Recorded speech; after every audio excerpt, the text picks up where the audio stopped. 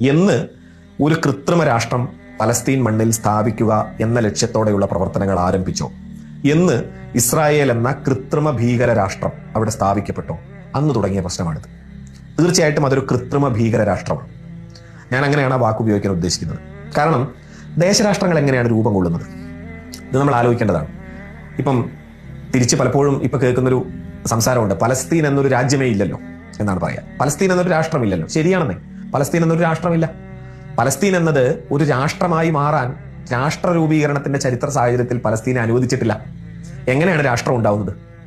India എന്നൊരു രാഷ്ട്രം എങ്ങനെയാണ് ഉണ്ടായത്? ഇന്ത്യ എന്ന രാഷ്ട്രം 1947 മുമ്പുണ്ടോ?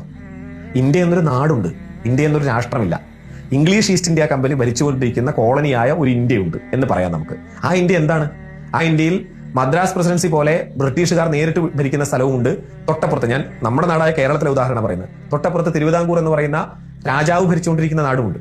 500 ചില്ലാനം നാട്ടുരാജ്യങ്ങളുടെ ഒരു ടോട്ടൽ ആയിട്ടുള്ള ഒരു കൂട്ടത്തെയാണ്, ഒരു സമുച്ചയത്തെയാണ് നമ്മൾ ഇന്ത്യ എന്ന് വിളിച്ചു പോന്നിരുന്നത്. ഈ 500 ചില്ലാനം നാട്ടുരാജ്യങ്ങളെ സർദാർ വല്ലഭായ് പട്ടേലിന്റെ നേതൃത്വത്തിൽ വളരെ രാഷ്ട്രീയമായ നീക്കങ്ങളിലൂടെ ഏകോപിപ്പിച്ചാണ് നമ്മൾ ഇന്ത്യ എന്ന ദേശരാഷ്ട്രമാക്കി മാറ്റുന്നത്. ഇന്ത്യ എന്ന ദേശരാഷ്ട്രം രൂപം കൊണ്ടത് 1947 എന്നുള്ളത് കൊണ്ട് അതിനു മുമ്പ് ഇന്ത്യ ഇല്ലെന്ന് പറയാൻ പറ്റുമോ? ഇന്ത്യ ഇല്ലെന്ന് പറയാൻ പറ്റില്ല, ഇന്ത്യയുണ്ട്. അതുപോലെ പലസ്തീൻ എന്നൊരു ദേശരാഷ്ട്രം രൂപപ്പെടാൻ എന്തെങ്കിലും ചരിത്രപരമായി പലസ്തീൻ അനുവദിച്ചിട്ടുണ്ടോ? അനുവദിച്ചിട്ടില്ല എന്നുള്ളതാണ് യാഥാർത്ഥ്യം.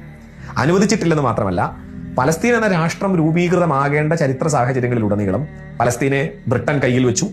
തുടർന്ന് ബ്രിട്ടൻ തന്നെ ബാൽഫർ പ്രഖ്യാപനം എന്ന പ്രഖ്യാപനത്തിലൂടെ ജൂതരുടെ ദേശീയ ഭവനം എന്ന പ്രഖ്യാപനത്തിലൂടെ ജൂത കുടിയേറ്റത്തിന് അനുവാദം കൊടുക്കുകയും അവിടേക്ക് പല രാജ്യങ്ങളിലായി ചിതറിക്കിടക്കുന്ന ഒരു ജനതയെ വന്നു പാർക്കാൻ അവസരമൊരുക്കി കൊടുക്കുകയും ചെയ്തു. എന്നിട്ടാണ് നമ്മൾ പറയുന്നത് പലസ്തീൻ എന്നൊരു രാജ്യമില്ലല്ലോ എന്ന്.